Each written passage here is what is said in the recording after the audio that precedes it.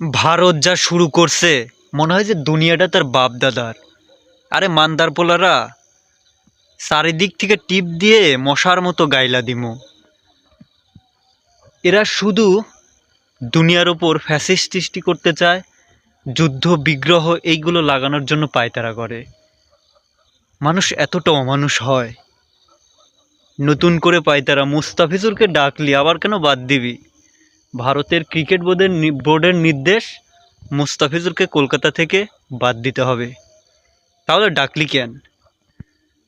তোরা যখন বাংলাদেশকে দেখতেই পারিস না তাহলে ডাকিস কেন? সাফ সাফ কথা, সামনে যে টি-20 বিশ্বকাপ ফেব্রুয়ারিতে, ভারতে যেন বাংলাদেশ খেলতে না যায়। ভারত থেকে বিশ্বকাপই উঠায় নেওয়া হোক, এইটাই চাই। ইংল্যান্ডে তোদের মতো ভারতকে ব্যান করলে কোনো যায় আসে না, মান্দার পোলা টোকায়ের বাচ্চারা।